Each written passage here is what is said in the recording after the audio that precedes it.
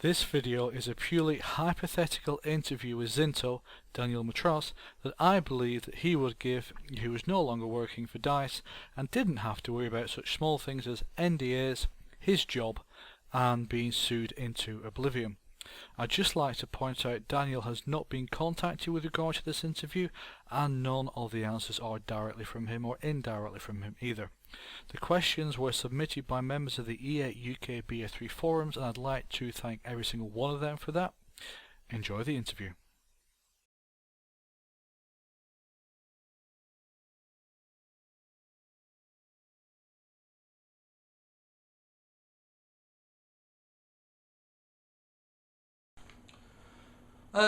Mostly yes. It was a very, very hard job. You ended up travelling around the world quite a lot, and dealing with so many different people is always very hard and very tough, as you can probably imagine. I don't get me wrong, I enjoyed it, thoroughly enjoyed it. It was in many ways harder than I expected though. What I didn't really appreciate, and I have to be honest, is that its battlefield is such a passion for, especially for the veterans. And when you built up, or when you play some of your best gaming moments on a particular series, and then that series gets changed because a lot of the team play aspects are taken out, the backlash from that was really a lot larger than I expected. Now, put this into context. It's a $60 game. It's a €50 game. It's not life and death. But some of the comments and some of the feedback that personally I got from the community were, well, atrocious. I don't blame them necessarily, but it's a game, and I know that a lot of what you got wasn't what you expected, and to be frank, most of that, if not all of that, wasn't actually even my fault. It was just simply that I was at the short, pointy end, the community manager, and I got most of the flack for it. And yes, some of those periods really weren't nice. I've got to say that was unpleasant. I wouldn't want to go through again. But as far as the job being what I expected, for the most part, yeah. Could I have done a better job as a CM? I think we can always probably do a better job if we look back at what we've done and if we see how we can improve, but not by that much. It's important to understand that there's what I want to do as community manager, but then I've got to operate within the restrictions and the structures and the boundaries that EA and DICE put on me. If I step out of them, I no longer have a job. So when you judge me for what I've done, please make sure that you keep that in mind when you're judging me. That's all I ask.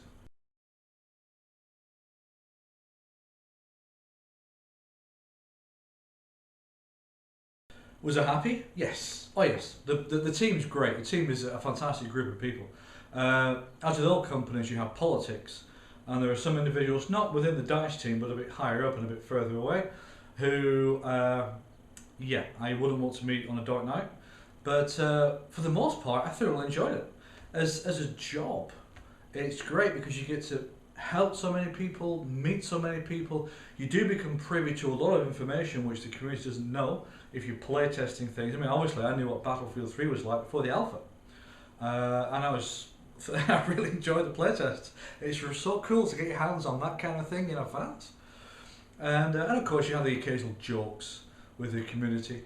As I mentioned before, I understand the feedback from the community when they didn't get what they wanted, but sometimes that feedback did go a little bit too far. It is a game. At the end of the day, it's a game. But as far as being happy in the job, I'd happily go through the whole lot again. The highs and the lows, I'd happily do all that again. It was a rush. It was thoroughly enjoyable. Yeah.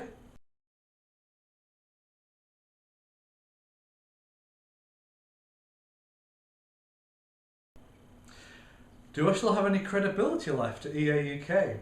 Well, let's put it this way. If there's 10,000 people on that forum and you asked each one of them, you probably get 11,000 different responses.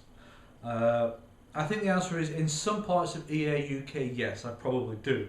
And I think those are the parts that, without sounding crass, are probably a bit more mature, and they understand that as a community manager, any community manager for that point, we operate within a certain set of restrictions. We may want to tell you everything, but we can't. We sign NDAs, we have all those restrictions around us, and we're fed a certain amount of information. It's also important to understand that, well, I'll give you the esports as an example. I tweeted out several months ago that one of the focuses of Battlefield 3 was esports. And you know what? At that time, it was.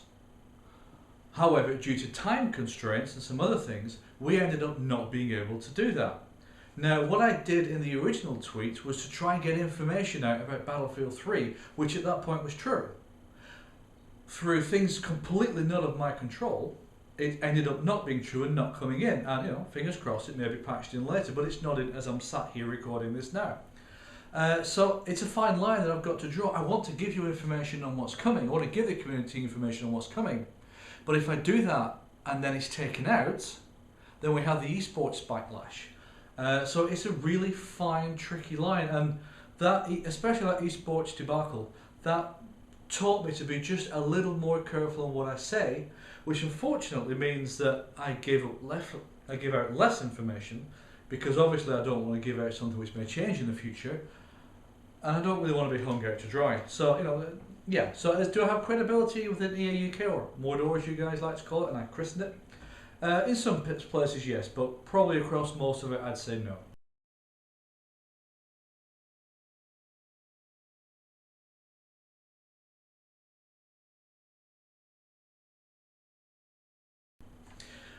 Why did we push out a clearly unfinished game to beat Modern Warfare 3?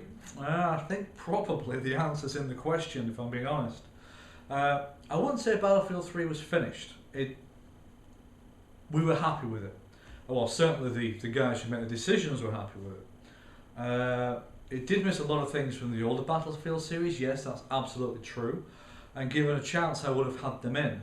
But once we set the deadline, as you know, development is not an exact science. You can't say developing this feature is going to take 2 weeks and 3 days. It could take a day. You might just get lucky. It could take 4 months.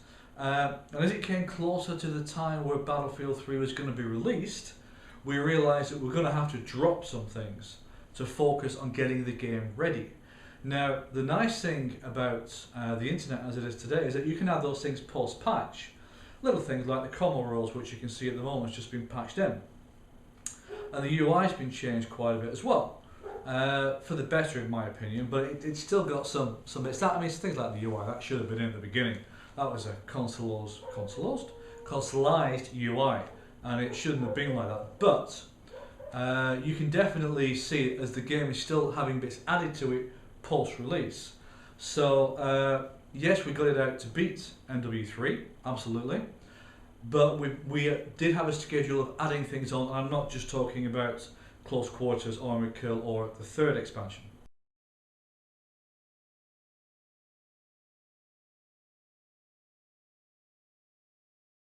Have you ever heard of marketing hyperbole? That's it. Now, sometimes someone within DICE says something, it becomes a meme. Nailed it. It's probably the classic. And yeah, I'm pretty much sure that he's really, really wishing he'd never said that. Within its heart of heart, I will say that DICE would say no, they didn't nail it. Not because Battlefield 3 is a bad game, I don't believe it is. Even, you know, I'm no longer working for them, and like, this interview is, I can give it because I'm not worried about NDAs, I'm not worried about being sued or, hey, losing my job. But I would definitely say it's not the game it could have been. What I hope they do is add those features post-patch, but it's important to understand where DICE is aiming Battlefield 3 and why. It takes a freaking fortune to develop these games. You're probably looking at $50 million plus for the Frostbite 2 engine and BF3. Add to that $100 million to be able to do the marketing for BF3. That's a crap load of money. That really is serious money. You've got to sell a whole lot of units to get that back. At the very least to recoup it, and preferably to make some more money. So whether you like it or not, for the Battlefield series to continue to grow in the way that it is, it needs to appeal to more players. To appeal to more players, you need to make it easier for players to play. And that's the path that DICE and EA are going down. So Along that path, I would say DICE probably thinks, yeah, following that path, yes, they nailed it. But as a true sequel to Battlefield 3, to Battlefield 2, no, and it's hard to fight, so I think DICE would say no, it's not. In the state that it is today, it's not a true successor to Battlefield 2. Or Battlefield 2142 for that matter, just for the record.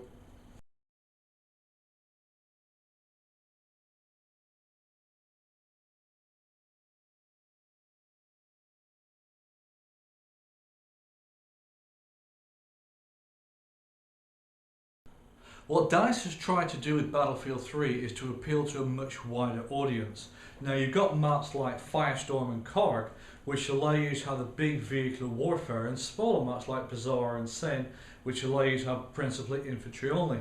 So it's tried to go for a wider audience to get more players because it needs to sell more units.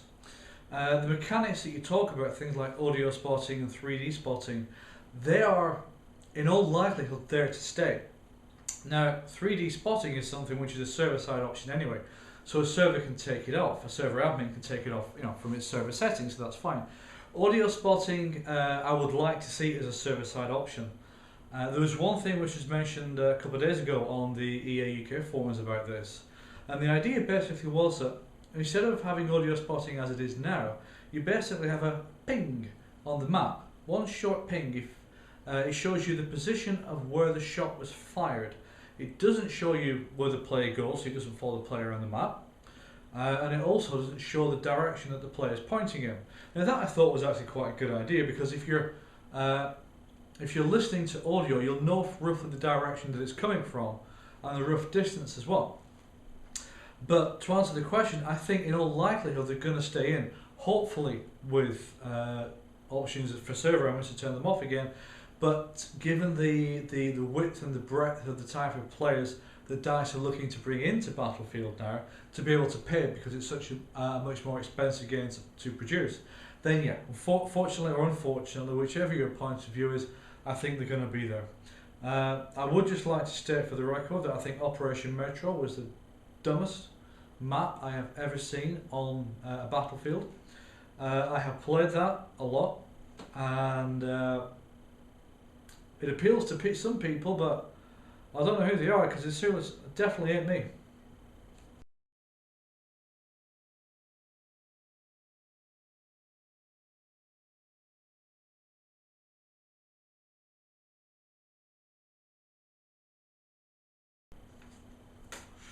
Yeah, actually I can, and this is one of the things that I think DICE appreciates, but players possibly don't appreciate quite as much, is that you can have the Battlefield 3 that you have today and that kind of player wants, but you can also have the Battlefield 3 that the vets want as well. All you need to do is to add things as an option. Take the commander role for example. You don't have to have that, but you can have it as an option. Squad Void, obviously that should be in. Battle Recorder, Spectate, they should be in. But there's no reason whatsoever why future Battlefield games can't have those kinds of things as options, and in that way you appeal to the widest possible audience. Take for example Global Conflict or Battlefield 3 Tournament.com. Those two tournaments are crying out for a commander position. It's tailor-made for that position. Now maybe most public gamers and most public server admins don't want the commander role, in which case if they don't want it they simply do the checkbox and they don't have it on their server. But commander role as an option allows the vets and the veteran type servers and competitions or tournaments like Global Conflict or BF3 tournament to have their commanders, so everyone wins, everyone's happy. It's the same with the squad play elements, the team play elements. You can have them all in as options if you want. So yeah, I think if DICE wants to, it can make Battlefield 4 but 2143 as good or with the same set of options as Battlefield 2 or 2142 were. They can do it to Battlefield 3 if they want to. It's simply a question of patching those things in and having the time, the effort and the money to be able to do it. Oh, and the willpower as well. But by doing that, they will appeal to an even wider audience. And this to me is a critical thing, and why I've never understood why they haven't done it. Because by having these additional options, you appeal to a wider audience. And a wider audience means more sales. So why wouldn't you do that?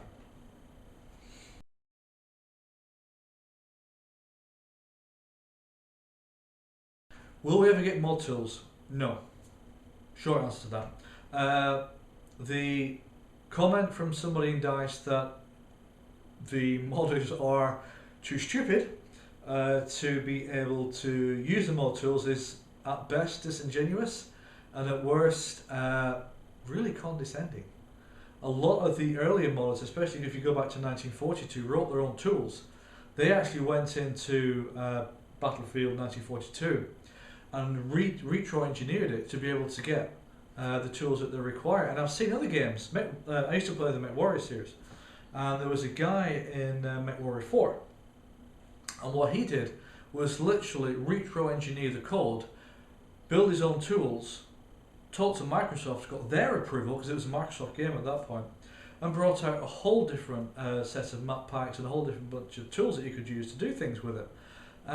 So anyone who says that modders are too thick to do this really don't know what they're talking about. And on top of that, a lot of the people from the Desert Combat mod join DICE.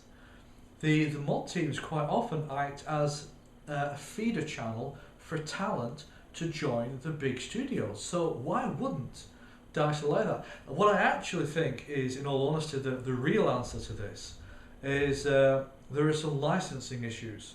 Now there's, I think they use Mayor and some other tools which they have licensed from different technologies from different places to put into Frostbite 2 to allow the players to use that kind of tools would either require DICE to pay the licensing cost, which they're not going to do, or the player to pay the licensing cost.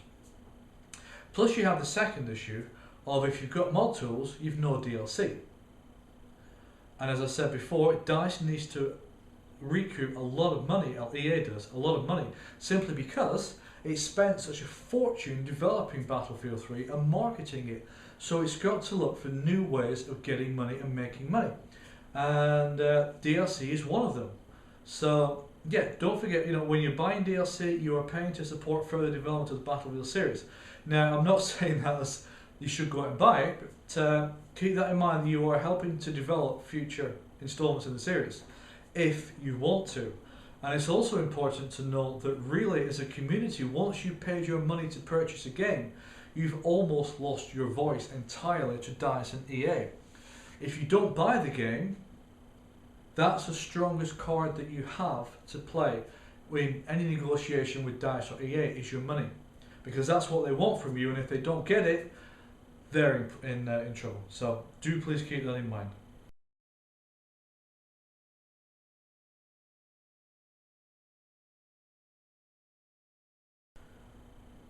Developers are not community managers. Now, there's two reasons why I said that. The first of all is that they don't have the training or the knowledge to respond to, especially forum posts, without making a mistake. I'll give you an example. I made the mistake with esports. Now I'm a community manager. It's supposed to be my job to know how to deal with you guys, and yet I still made a mistake on esports. Now, if you can imagine, a developer comes in, and a developer's got a few great ideas that he's looking at putting in the game, and he talks to the community about that, and the community comes around and says, yeah, fantastic, they're really, really good. And then he's told he can't put them in, or he's not got the time to develop them. He's going to look like a prat. The community gets really annoyed and upset. The second thing is actually basically time. A developer should be doing what his title says, developing. He shouldn't be on the forums, he shouldn't be on Twitter, or Facebook or Reddit or else, except for maybe if he's having lunchtime or a quick 5-minute fight break. He should be developing. He's paid to develop. Now, obviously, Alan Kurt spends a lot of time on Twitter, and well, that's his decision. But developers shouldn't be on forums. They should be developing. Now, if they're doing something off their own bat in their own personal time, then that's fine. But no, as a general rule, they shouldn't be doing that.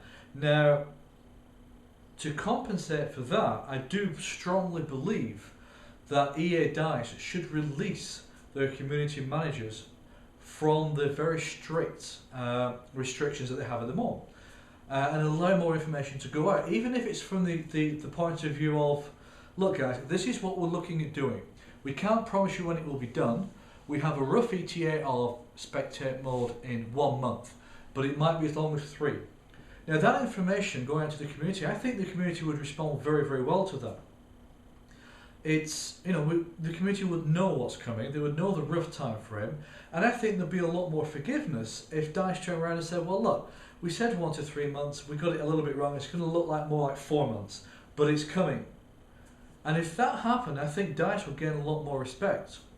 I think a second thing that DICE, well, there's 2 more things DICE needs to do. Another one is bring out beta patches. Let the community test the patch. You can have 200 wee guys in EA Romania testing a patch. That's nothing compared to 60,000 anal players, Battlefield players, out there testing every little bit of this beta patch. So if you were able to bring out DICE were able to bring out beta patches so that the players can test them, I think they will do themselves a whole lot of good, even if it's a voluntary system. So for example, you have to sign up to be a beta patch tester. I think that would be great. I really do think that would be great. And the third thing is, I've been ranting so much I've actually forgotten what the third thing is. I'm sure it'll come back to me. But those are the things which I really think that DICE could do to, you know, to improve perception. Just get out there, spend more time, remove those restrictions, let the people and let the community know a lot more of what's going on, without holding back information that would be better being out there. Oh, sorry, yep, now I've remembered. The third thing, smaller patches. There is no requirement to wait 3 months to bring out a mega patch when in a game that's as complex as Battlefield 3 is, in an engine that's as complex as Frostbite 2, you're going to end up with bugs. There is no doubt you're going to end up with bugs. Even forget the balance issues. You're going to come out with bugs, and there's bugs in the this new patch. So it's either a hotfix for the patch, or it's a new patch. And are we going to be waiting 3 months again to be able to see if aircraft heat seekers can damage other aircraft? Certainly hope not. So those are things that DICE could do to get its community communication better. And I really think this is one part where DICE falls down. When I was community manager, I'll say I did my best, but again, I operated within a set of restrictions, and yeah, I was not allowed to step out of them.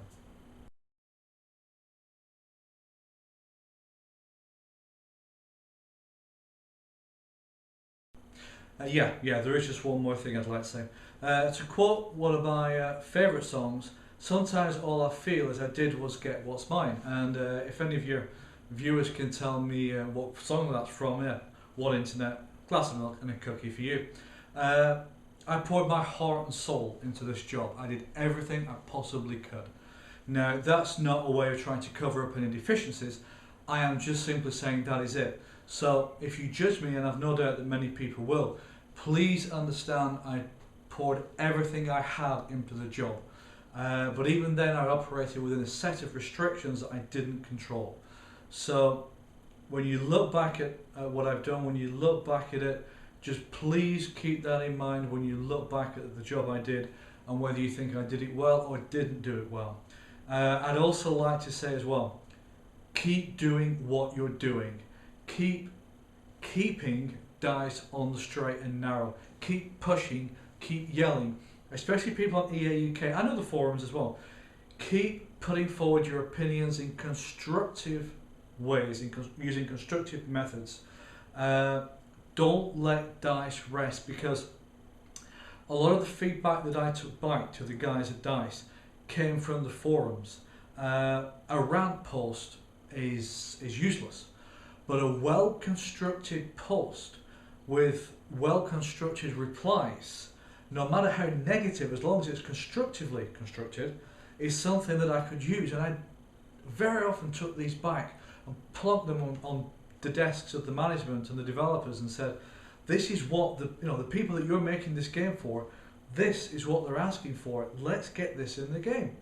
And if those posts are constructive, well, they have weight. Please keep doing that. Please keep doing what you're doing. It does get heard. It may not get acted on, but it does get heard. And it's something which is critical, because only by doing that are you going to help to keep DICE and EA on the straight and narrow and bring the Battlefield franchise back to what it was and what it still can be. There's no reason why Battlefield 3 can't be as good, if not better, as Battlefield 2 or 2142. It can be patched in. It's not a question of can it or can't it. It's a question of whether DICE want to and whether EA lets them. So keep pushing in the forums, keep putting out those great constructive posts, keep doing what you're doing, and I'll see you on the battlefield.